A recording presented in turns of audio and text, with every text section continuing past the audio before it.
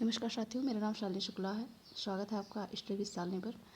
और हमने big data की क्लास ली थी, एक उससे संबंधित एमसीक्यू हम भी किसी दिन करेंगे, लेकिन आज हम पढ़ेंगे डेटा कम्युनिकेशन। चलिए जानते हैं डेटा कम्युनिकेशन क्या है। डेटा कम्युनिकेशन शब्द डेटा कम्युनिकेशन दो शब्दों से मिलकर बना है, डेटा और कम्युनिकेशन। डेटा कुछ भी हो सकता है, text, audio, video, image, multimedia files आदि। कम्युनिकेशन का मतलब संचार होता है और डेटा को भेजने अथवा प्राप्त करने का कार्य ही कम्युनिकेशन है। इस प्रकार डेटा संचार दो अथवा दो से अधिक नेटवर्कों अथवा कंप्यूटर डिवाइसेस के बीच डेटा का एक्सचेंज है। डेटा कम्युनिकेशन के कंपोनेंट क्या क्या हो सकते हैं, तो इसके 5 घटक हैं। पहला, सेंडर होना चाहिए, जो कंप्यूटर को, या कोई कंप्यूटर हो सकता है, mobile, smartphone, walkie talkie, video recording devices, कुछ भी हो सकता है जो कंप्यूटर को नेटवर्क पर भेजने में सक्षम हो। और दूसरा होना चाहिए रिसीवर, जो डेटा प्राप्त करने में सक्षम हो, जैसे मोबाइल, लैपटॉप, कंप्यूटर, मोबाइल, कुछ भी हो सकता है। कंप्यूटर संचार में सेंडर एंड रिसीवर को नोड्स के रूप में जाना जाता है। फिर तीसरा पॉइंट है कि मैसेज होना चाहिए जिसे हम भेजना चाहते हैं। इट इज़ द डेटा और information that needs to be exchange. और चौथा पॉइंट है कम्युनिकेशन मीडिया, जिसके माध्यम से और जिस मार्ग से हम डेटा को भेजेंगे, ये है कम्युनिकेशन मीडिया। और सबसे इम्पॉर्टेंट होना चाहिए प्रोटोकॉल्स, जिस प्रोटोकॉल्स को फॉलो करके, जिस रूल्स को फॉलो करके ये डेटा कम्युनिकेट करेंगे। कम्युनिकेशन मीडिया की कैपेसिटी कैसे मेजर करते हैं, तो कम्युनिकेशन मीडिया की जो कैपेसिटी है वो, पहली बात तो डेटा कम्युनिकेशन को चैनल के रूप में भी जाना जाता है, इसे चैनल भी कहा जाता है। और ये इसकी कैपेसिटी जो है बैंडविड्थ और डेटा ट्रांसमिशन रेट के रूप में मेजर की जाती है। बैंडविड्थ क्या होती है, तो यह फ्रीक्वेंसी की रेंज है जो डेटा ट्रांसमिशन के लिए उपलब्ध है। इसे संचार माध्यम के डेटा हैंडलिंग कैपेसिटी को डिस्क्राइब किया जाता है। यह 3 प्रकार की होती है। नैरो बैंड, जो 45 से 300 बाud के बीच होती है। वॉइस बैंड, जिसमें 300 से 9600 बाud के बीच इनका ट्रांसमिशन रेट होता है। इनका मुख्य उपयोग टेलीफोन कम्युनिकेशन में होता है। और सबसे बड़ा और सबसे इम्पॉर्टेंट ब्रॉडबैंड है, जिसका आज बहुत बड़े पैमाने पर यूज हो रहा है। यह बड़े डेटा वॉल्यूम को हैंडल करता है। 1 मिलियन बाud या इससे अधिक का डेटा इसमें संचार होता है। High speed data analysis and satellite communication में इसका उपयोग किया जाता है। Data transfer rate, it is measure in terms of bits per second. इसे बिट्स पर सेकेंड के रूप में होते हैं, जैसे first 1 kbps, 1 mbps, 1 gbps, 1 terabit per second इसमें मेजर किया जाता है। Of data communication, data flow जो है, communication between 2 devices can be simplex, half duplex and full duplex. जो कम्युनिकेशन है वो 3 तरीके से हो सकता है। पहला, सिंप्लेक्स चैनल, इस माध्यम से ये यूनिडायरेक्शनल होता है।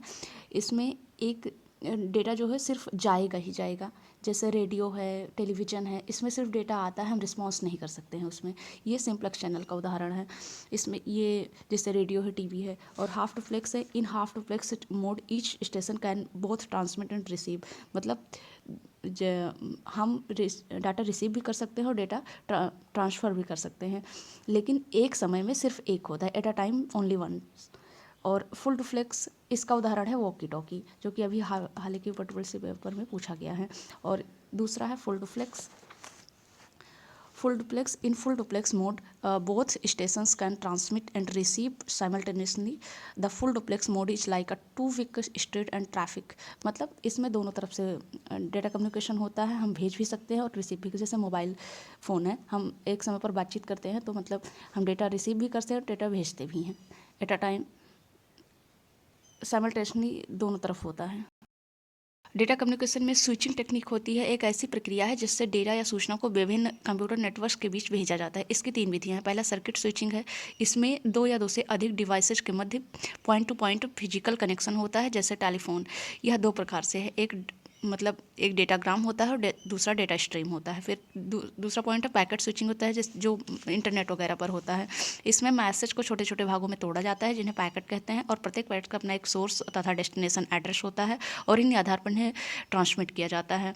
पहला है डेटाग्राम पैकेट स्विचिंग और दूसरा है virtual packet switching. Datagram packet switching में एक पाथ बना होता है, एक फिजिकल पाथ होता है, और यह नेटवर्क लेयर पर कार्य करती है। ओएसआई मॉडल के नेटवर्क लेयर पर कार्य करता है डेटाग्राम पैकेट स्विचिंग। और virtual packet switching OSI model के डेटा लिंक लेयर पर काम करता है। इसमें एक वर्चुअल पाथ होता है और उसी रास्ते से डेटा ट्रांसमिट होता है। और तीसरा और सबसे इम्पोर्टेंट है मैसेज स्विचिंग। इसमें जब कोई मैसेज भेजा जाता है तो उसके साथ उसका डेस्टिनेशन कोड होता है। इसमें मैसेज की एक नोड से दूसरे नोड में ट्रांसमिट किया जाता है। जब नोड जो है पूरा मैसेज प्राप्त कर लेता है तो वह उसे स्टोर कर लेता है, और जब दूसरा नोड रिसीव करने के लिए तैयार हो जाता है तो उसे फॉरवर्ड कर देता है। इसके कारण इसे स्टोर फॉरवर्ड स्विचिंग भी कहते हैं। 1961 में इसे प्रस्तावित किया गया था और ईमेल इसका एक बेस्ट उदाहरण है। जबकि पैकेट स्विचिंग में जो डेटाग्राम पैकेट स्विचिंग है, इसमें कट थ्रू टेक्निक का यूज किया जाता है। वर्क और उसके टाइप्स के बारे में, उसके बाद टोपोलॉजी के बारे में पढ़ेंगे। आप बने रहें कंप्यूटर पर, ज़्यादा से ज़्यादा लोगों को शेयर करें और खुद इसका आनंद लें। नोट्स चाहिए तो आप हमें कमेंट करके बताइएगा, हम आपको टेलीग्राम लिंक्स प्रोवाइड करेंगे, उस पर हम नोट्स आपको दे देंगे। थैंक यू, धन्यवाद।